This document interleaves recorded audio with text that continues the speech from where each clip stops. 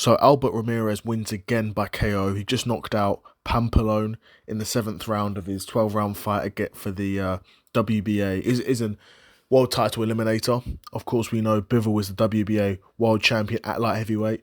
I guess maybe if Ramirez wins another fight, or maybe even after this fight, he might get made the mandatory for the WBA title. Now, Ramirez is a guy who I've never heard of before this fight. I hear about this fight happening and I see it, and Ramirez looked decent. He got the stoppage in the 7th round. He looked okay. He's a undefeated southpaw who's 32. He's 22-0 with, I believe, 19 knockouts now. Looks like a serviceable boxer. He's not on the level of the elite of the light heavyweight. I guess his power and him being a southpaw could cause problems for some boxers, but if we're looking at him being in a title eliminator and potentially becoming a mandatory for Bivol and then fighting Bivol, Bivol would run rings around this guy.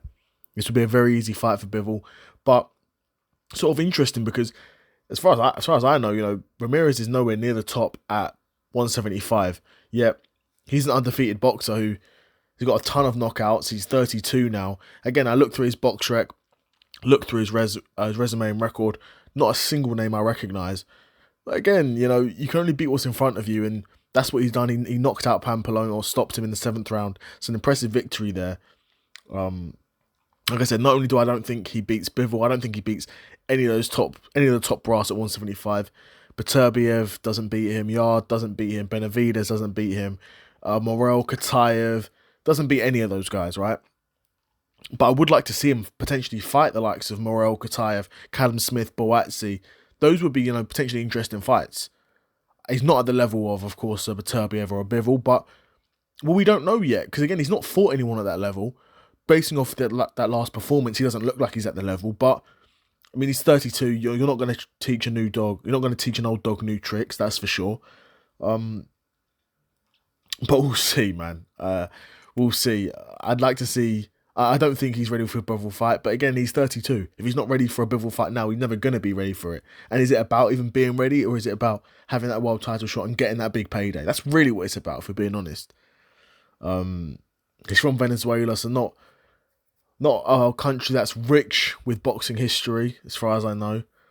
But Albert Ramirez with another win. He's still undefeated, so I guess, you're going to have to start to put his name in those conversations sooner or later. He's still undefeated, won a title eliminator, knocking out a lot of guys. So, yeah, I mean, he's going to be in those conversations sooner or later. But I'm curious to see where his true level is at. Because, again, when a guy's undefeated, you don't really know his true level until he loses to that one opponent. Now you know, okay, well, this guy's fringe world level, or this guy's world level, or he's regional, or do you know what I mean? Whatever that level is, we'll find out. But yeah, be curious to know what you guys think of Alberto Ramirez as a fighter.